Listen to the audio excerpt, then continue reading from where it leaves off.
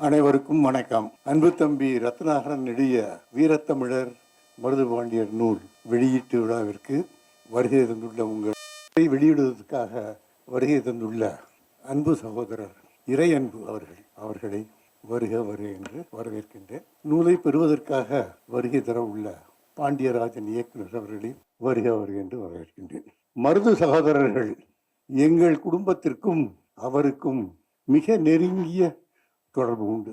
சொல்லப்போனால் 8 தலைமுறையாக எங்கள் குடும்பம் சிவகங்கையில் வாழ்ந்து வருகின்றது. நான் அதை பற்றி பெருமையுடன் இந்த அவையில் குறிப்பிட விரும்புகின்றேன். ஏனென்றால் இதை ஒரு சாதாரண நூல் வெளியீட்டு விழாவாக இல்லாமல் ஒரு குடும்ப விழாவாக நடத்த வேண்டும் என்ற எண்ணத்தில் நாம் அனைவரும் கூடியிருக்கின்றோம். அழைப்பாளர்களும் அப்படித்தான் வந்திருக்கின்றீர்கள். அந்த விதத்தில் நான் விரும்பும் சில கருத்துக்களை எங்கள் சரித்திரத்தை இங்கு பதிவு செய்ய விரும்புகின்றேன். வார்க்காரர் சுப்பிரமணியன் சேர்வைக்காரர் அவர்தான் எங்களுக்கு தெரிந்த முதல் முன்னோடி. அவர் ஆங்கிலேயர் படையில் போர்ப்படை தளபதியாக பணிபுரிந்தவர். அவர் மகன் மருதுபாண்டியன். அவரது மகனுக்கு மருதுபாண்டியன் என்று பெயர் சூட்டினார்.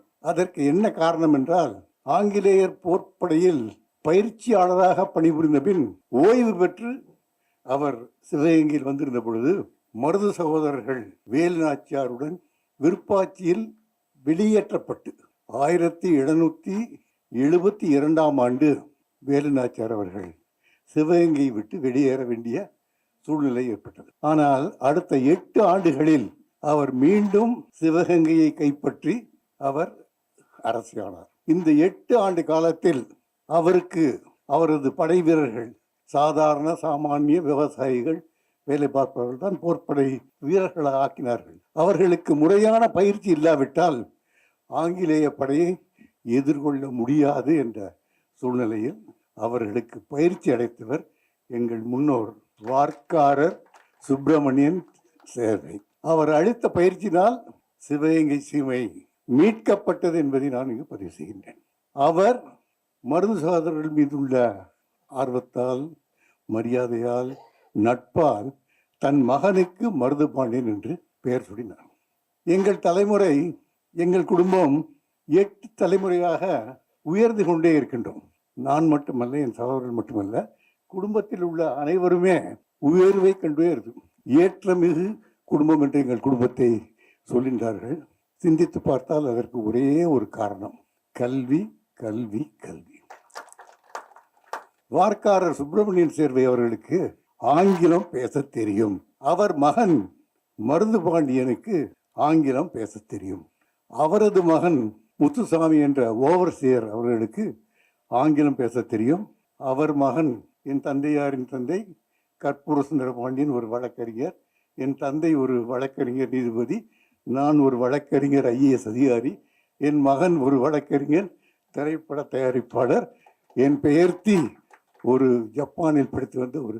இது ஏன் நான் இங்கு குறிப்பிடுகிறேன் என்றால், கல்வி ஒன்றுதான் ஒருவரையும் ஒரு குடும்பத்தையும் உயர்த்தி கொண்டிருக்கிறது என்பதை நான் இங்கு பதிவு செய்கின்றேன். கல்விக்கு கொடுக்க வேண்டிய முக்கியத்தை எந்த காலகட்டத்திலும் நாம் தவறவிடக்கூடாது.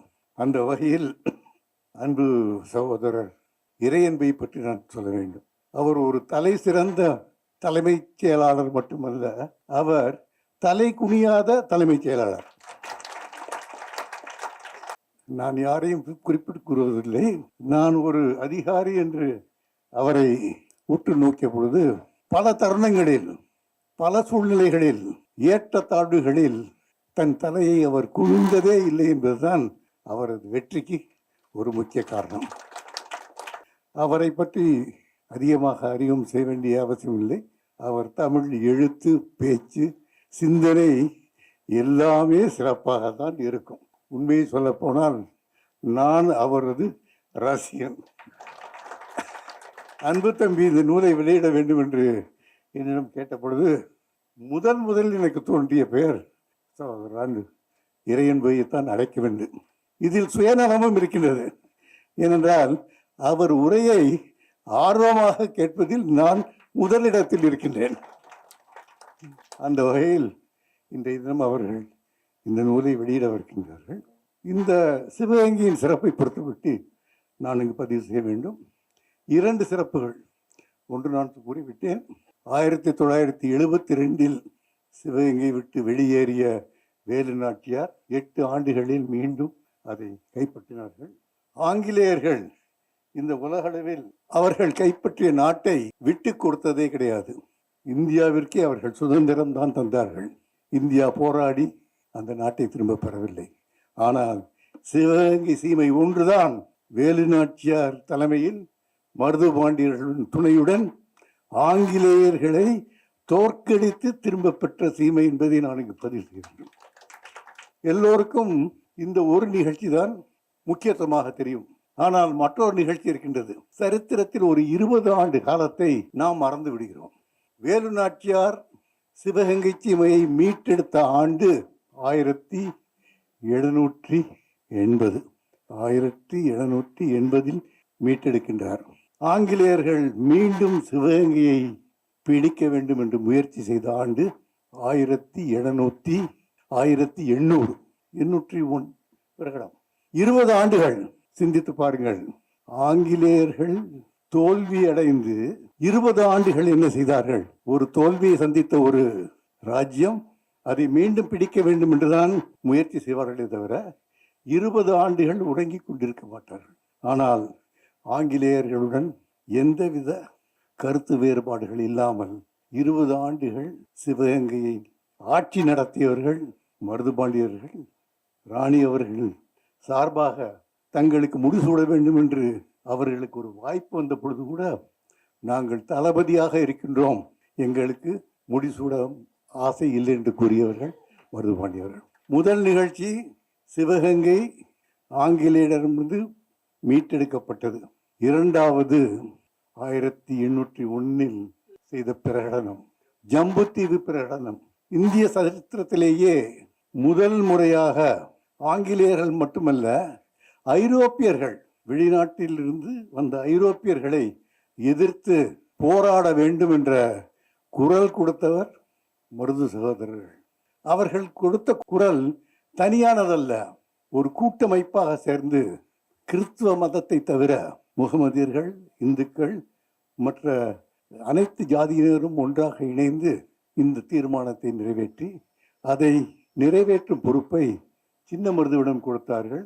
அந்த வகையில் சின்ன மருது அந்த பிரகடனத்தை திருச்சியில் வெளியிட 1801 மீண்டும் ஒரு புயல்.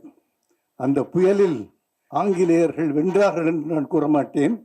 அவர்கள் தந்திரமாக மருது சகோதரர்களை படிய வைக்க, காளையார் கோயில் கோபுரத்தை இடிப்போம், சரணடைய வேண்டும் என்று அவர்கள் கூறிய காரணத்தினால் கோயிலை காப்பாற்ற வேண்டும் என்பதற்காக சரணடைந்த மாமன்னர்கள் அவர்கள்.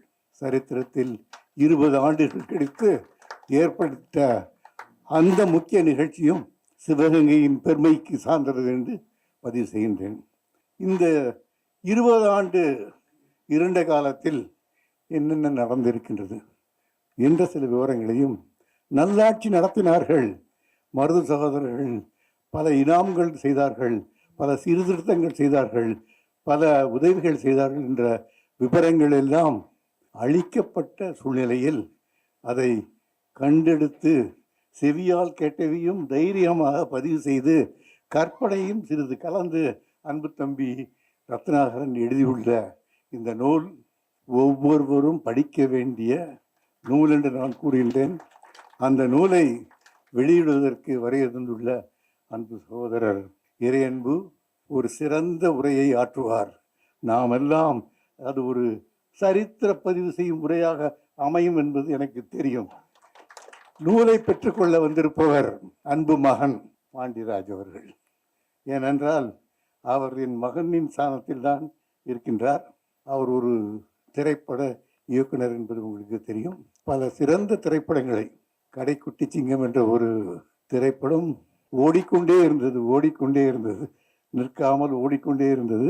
இன்றும் சிலர் அதை காண விரும்பும் சூழ்நிலையில் ஒரு தரமான திரைப்படத்தை, ஒரு குடும்பத்தில் ஏற்படக்கூடிய பிரச்சனைகளை விவரித்த ஒரு திரைப்படம். அவர் சிறந்த சிந்தனையாளர். அவர் கூறும் பொழுது ஒரு மேடையில் சொன்னார் புதுக்கோட்டையில், என்னுடைய கதைக்கு ஒரு மூலக்கருவும் சிவகங்கையில் எங்கள் குடும்ப விருந்து என்று ஆண்டுதோறும் எங்கள் குடும்பத்தில் கொடுப்போம். அந்த குடும்ப விருந்தில் அவர்கள் கலந்து கொண்டார்கள். என் கதைக்கு ஒரு கரு சிவகங்கையில் கிடைத்தது என்று அந்த மேடையில் பேசினார். அதை தொடர்ந்துதான் கடைக்குட்டி சிங்கம் திரைப்படமும் வெளிவந்தது என்பதை நான் அந்த தருணத்தில் தெரிவித்துக் கொண்டு, வருகை தந்துள்ள உங்கள் அனைவருக்கும் என்னுடைய நெஞ்சார்ந்த நன்றியை தெரிவித்துக் கொண்டு, முதல் நூலாக இருந்தாலும் முத்தாய்ப்பு வைத்தது போல் சிறப்பாக எழுதிய என் அன்பு தம்பிக்கு நான் வாழ்த்துக்களை தெரிவித்து விடைபெறுகின்றேன். நன்றி. இந்த வீடியோ உங்களுக்கு பிடிச்சிருந்தா லைக் பண்ணுங்க, ஷேர் பண்ணுங்க, கமெண்ட் பண்ணுங்க.